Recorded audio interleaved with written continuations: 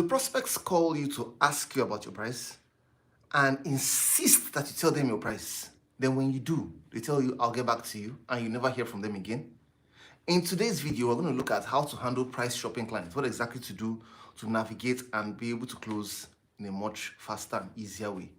My name is Yoro Bigwe. I've trained over 25,000 salespeople across 5 countries, Nigeria, Ghana, USA, UAE, Rwanda. I'm author of several books and resources on sales, and I've been featured on lots of media platforms to talk about successful selling. I worked on an organization I was going to target to sell to 20 high net worth individuals. I was able to bring in 21 high net worth individuals in a single month. I also participated in a sales competition where I won, and I was sent for the World Cup for an all-expense paid trip. I also moved to another organization. I was able to double my portfolio by over 100% in just 11 months. I'm CEO for Advantage, and my specialty is in sales force management.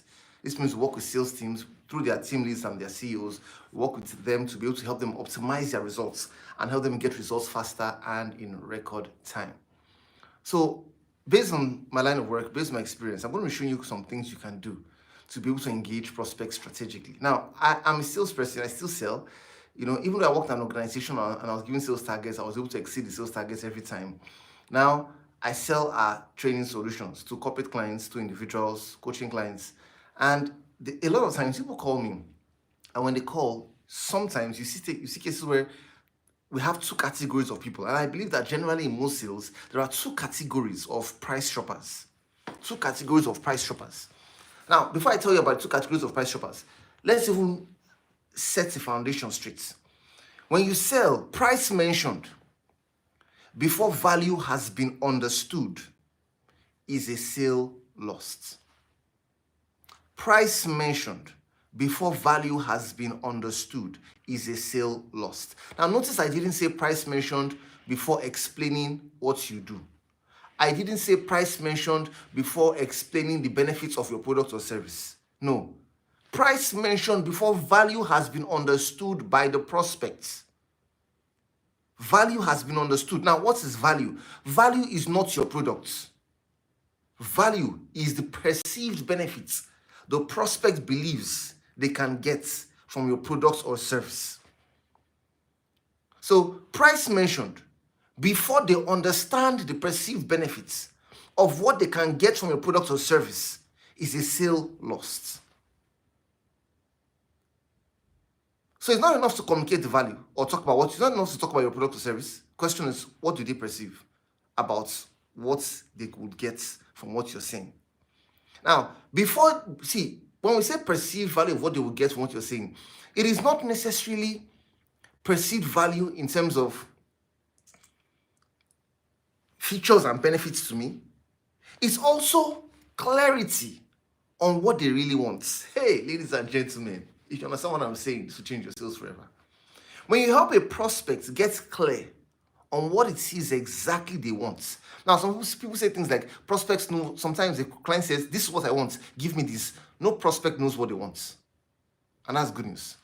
No prospect knows what they want. In the same way, no patient goes to see a doctor and automatically knows what they want. In the same way, no case goes to a lawyer and the client goes to the lawyer and says, this is exactly what I want. Never. The doctor or the lawyer, as case may be, has to further diagnose. Because prescription before diagnosis is fraud. He has to diagnose and confirm and check. Because sometimes what he says, this drug I've been taking. They meet the doctor, this is what I want. The doctor realizes that there are other underlying sicknesses that have developed that needs to also be addressed with more drugs. They go to meet the lawyer, this is exactly the case I need. This is what I need, a subpoena, this is what I need. The person discovers that, it is more than what you're asking for. There are other things that you have not considered that the judge may look at that would affect you in this case. So when people come to meet us as salespeople, we are the experts. This is our profession. We are the ones who have the knowledge. Because we have the knowledge, we have the skills, we have the expertise, we must prioritize educating them. We must prioritize asking questions. Because you see, when you ask questions, you get to really help them. Questions are like a spotlight, right? Imagine a dark room and there's a floodlight on that stage, on the presenter. From time to time, if there's a scene in the hall, the floodlights may move from the stage to the person who is causing that scene. Or there's a sensational moment. You may move from the speaker of the stage to the other person. That's what questions are like. Questions move that floodlights through the prospect's life to know exactly what is most important to them. And it's only when you ask questions you can find these things. And that's why you see, to become someone who can be able to manage price shopping clients, you must become a pro. You must become great at asking questions. When you ask questions and prospects tell you what their concerns are, before long, you start to see that they are perceiving value. They are realizing that, wow, if this guy can be so good to help me identify my problems, he may be good enough to help me identify a solution. The person who can identify the problem will most likely be the person who can provide the solution. Look at the story of Joseph in the Bible. Joseph showed the king the problem, and he was able to then provide the solution. Or the Pharaoh, rather, in the Bible. Showed the Pharaoh the problem. Now, there are two types of price shoppers. There is what we call the loud price shoppers. The loud price shoppers, they just want to know the price. Someone called me the other day, early this year, says, how much are your training solutions? Just tell me the price. Give me a price range. Just give me a price. How much are your training solutions? I was even trying to get some information, ask questions. Person was insisting, how much are your training solutions? I'll tell you how to handle such people. The second category, silent price shoppers. I was in a presentation just maybe about 3 weeks ago. There was no insisting. Person didn't insist on anything. The person was ready to listen. They heard all the options. They got all the information. But they went to confirm and check with other people before they realized that, oh, this guy was the best, and they came back to do business with me. So, how do you handle these people? For the first one, for the loud price shoppers, ladies and gentlemen, see, the more people know your price and have not paid you for a product or service, the weaker your brand will be in the marketplace. Especially when you sell in a small niche or industry. You don't want people going around saying, I don't know what that guy offers, it's just expensive. I don't know what that person does, but it's just expensive. Why are they talking like that? Because they heard your price before they understood the value. You want people to be able to say in the marketplace that, you see, it's pricey, but man, this guy is really good though. Just that if you can afford him or her, he will be able to help your business. And I'm saying this about your product or service as well. Make sure that you push value forward. So when somebody is trying to insist, most times, if they're not ready to hear you out, this means the law has been broken.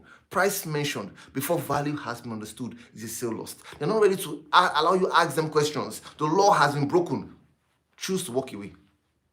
Because in the first place, think about it. If you mention a price, they will say,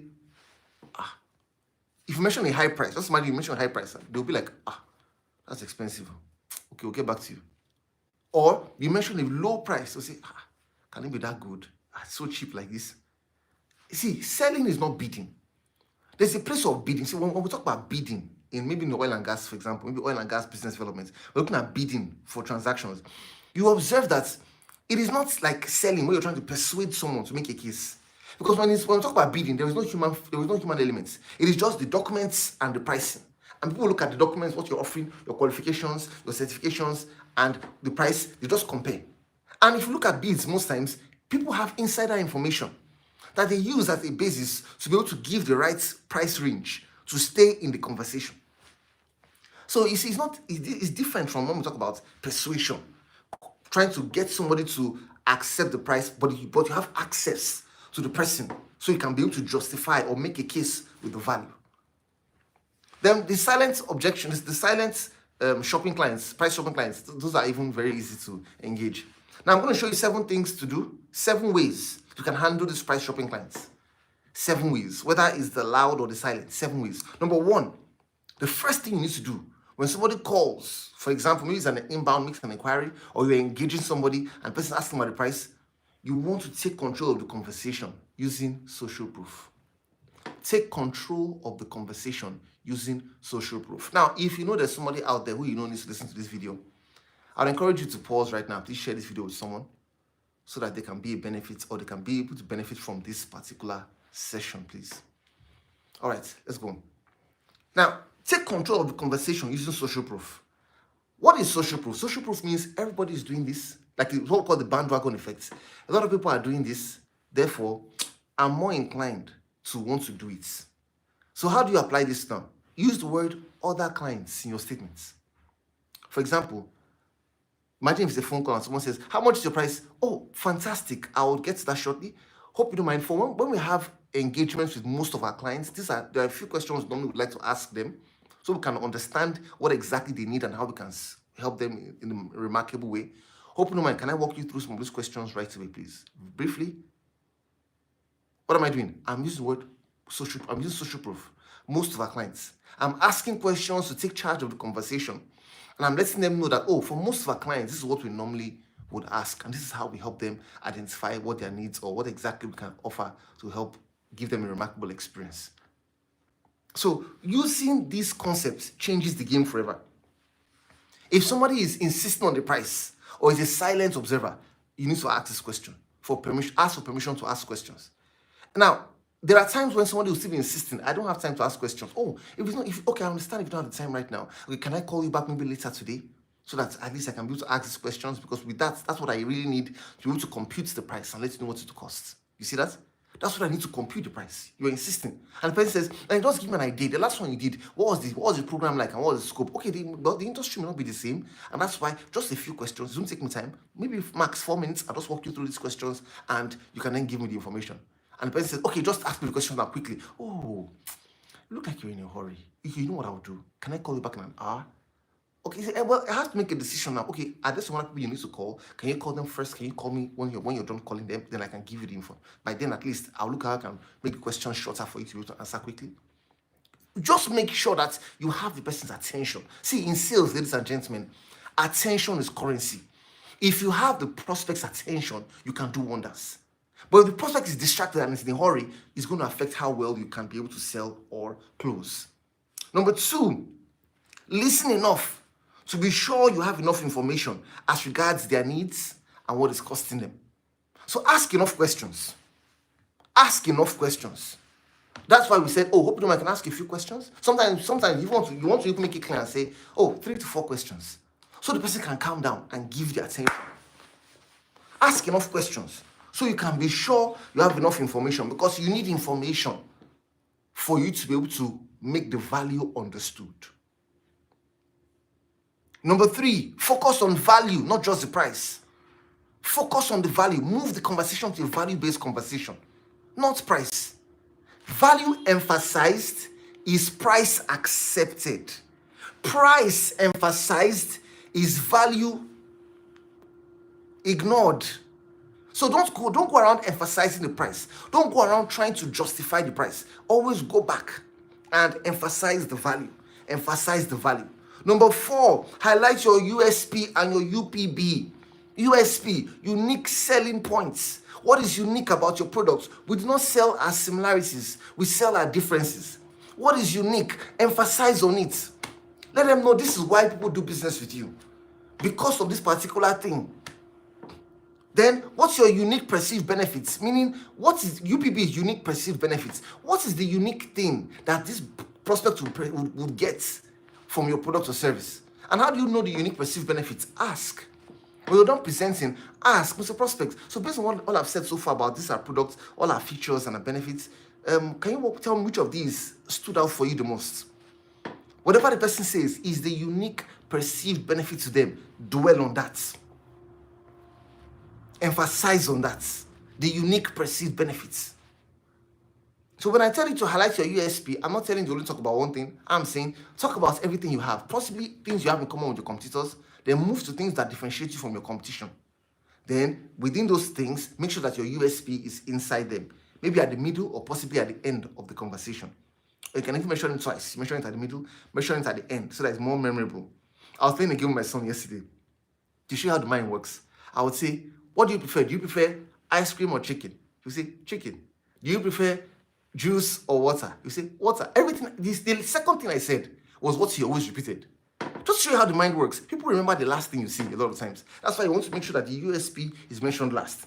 Number 5, stack the values, right? It's not about speed now. A lot of times it's about the fact that the more products, the more things I can enjoy. So if I give you a TV and I say, you're getting this TV, you're getting a DVD with it, you're also getting this voucher. Of course, the value is stacked more. And I feel like, wow, I'm going to get that for the same price. For someone who is just only giving me a TV, it looks like, wow, this is a good offer. But if I'm trying to give you an outcome, maybe in terms of results that you can't really measure, maybe a service, I can't afford to stack and tell you, we'll do this, we'll do this, we'll do that. If you mention too many things, it will make the process to the results cumbersome. You want to make the process to the results very simple. Most times, if it's about speed of outcome, you can't add too many things because people want results quickly. So what do? You simplify the process. You then emphasize that, hey, the problems, the things that have brought you this far, what has caused you to have these problems this far, cannot just be done overnight. Some discipline has to be put in to be able to overcome them. So we don't emphasize on adding things if it's giving you an outcome or maybe providing you a solution or a service. We emphasize on the discipline you require to follow through to make sure that this simple thing will give you the desired outcome. So that's where you strike a balance as regards stacking the value. So is it that you stack value with physical products in terms of giving you more things? Or if it's intangible, you stack the value a lot of times by making sure that you look at the outcome. How much is it costing you? How much has it cost you to be in this problem thus far? Then that's the way you're stacking value, so that when you communicate the price, the person can accept your price and smile. They will gladly pay you at the price you want. Then provide flexible pricing options. Give pricing options. How much? Option 1, option 2, option 3. Option 1 could be a higher price, option 2, middle price, option 3, possibly a lower price, with the various levels of value. This way, the prospect is not thinking, should I go ahead or should I not? He's thinking, oh, which of these options should I choose? So you keep them in the conversation with you as a basis to be able to do business with you. Now, more on this, if you go through our book, Nothing is Expensive, I'll drop a link below. More of this, you will learn it in this, on how to set up your price options when you're engaging prospects. Now, when we sell, a lot of times, we have two major types of objections. There are product objections, there are trust objections. When you go through, when somebody is price shopping, they currently have trust issues generally because they want to be sure they're getting the best price. So the trust objections, you have to first of all overcome them. And we'll look at that quickly in the book. So if you want to get a copy, just click the link below. You'll see a copy there. E-copy, by the way. Number 7, share testimonials. Share testimonials. When you share your success stories, you let the prospect know this is what you've done for other people. I was on a call with a client, and the client says, okay, before you ask us any questions, just tell us about yourself. What are the things you've done? And I said, okay, fine. And I listed to them all the clients we serve. When I listed them, about 20 in her industry, she was like, oh, okay, fantastic. You just gave us the platform to be able to talk in the conversation and pretty much established us to close the deal. So my point is that, ladies and gentlemen, share testimonials. Who are your existing clients? Mention them. What are the success stories, the before and the after? Especially when now, some people say things like, I don't want to mention my clients' names. If your clients are in the public domain, please mention their names because they're already in the public domain. Talk about the before and the after. What happened before? What happened after? So that way the person knows that, wow, this is about results. Don't say things like, oh, when I was done selling to this person, my career improved. Oh, our company grew bigger. It's not about you. It's about the clients. So focus on the results when you're communicating this value. All right, ladies and gentlemen, thanks so much for watching today's video. If you haven't watched this video, please watch this. It's going to be a great blessing to you. If you haven't subscribed, please subscribe here as well. Please like so that the algorithm can pick this video and share with others. Share this video with others as well. If you have questions, maybe you have comments, some parts that struck you the most, you like the most, please comment below. I'd love to hear from you. Thanks so much for watching. I look forward to seeing you in the next video.